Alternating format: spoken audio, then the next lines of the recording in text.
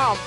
Ni mchezo unaowakutanisha mabingwa mara nyingi zaidi wa michuano hii, Young Africans, ambao wanawakaribisha Pamba Jiji kutokea jijini Mwanza. Ni vita ya majiji mawili Tanzania, majiji mawili bora, majiji mawili makubwa ni Dar es Salaam na Mwanza.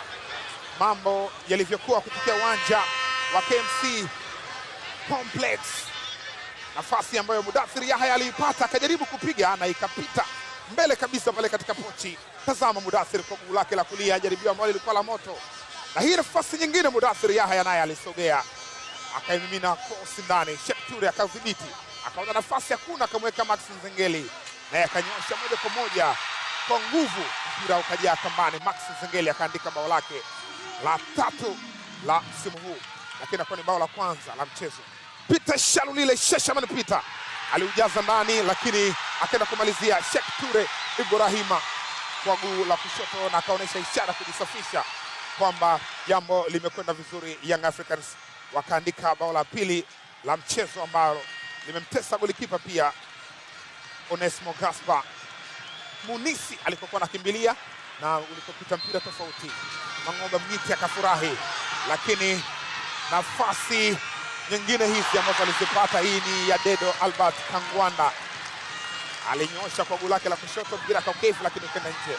Nafasi nyingine aliipata Sheikh Toure Ibrahima, nayo haikwenda vizuri, akarejeshwa tena, akamrejeshia tena Kangwanda 1-2, lakini haikufaa, akaenda chini Albert Kangwanda.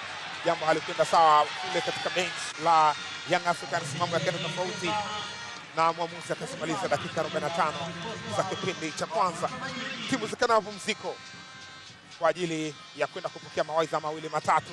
Uwanja wa KMC ukawa empty wakati huu, lakini vikarejea tena vikosi, na nafasi ambayo aliitengeneza Peter Shalulile, aliupiga mpira ambao waliblock wapinzani kupitia Abdallah Khairi Sebo, iliwafanya Young Africans kinywa wazi. Nafasi nyingine hii kwa Sheshaman Peter, yenyewe pia alipata target lakini hakufanikiwa kufunga. Max Nzengeli naye aliondoka na utitiri wa watu, akampitishia Selemani Mwalimu ambaye aliingia na ondokewa mchezo wake wa kwanza katika jezi ya Young Africans. Alipata nafasi lakini akashindwa kutumia ya kwanza, na ya pili hii aliipata nayo, mpira ukapita pale mbele kabisa ya lango, nukta chache tu. Tazama uchebi wake ule, kapiga bleach, lakini mambo yalikwenda tofauti hapa. Selemani Mwalimu ndani ya box akaenda chini, lakini kenda kuzaa kona. Kutokea uwanja wa KMC, dakika 90 zimemalizika, alizimaliza Ahmed Alajiga full time.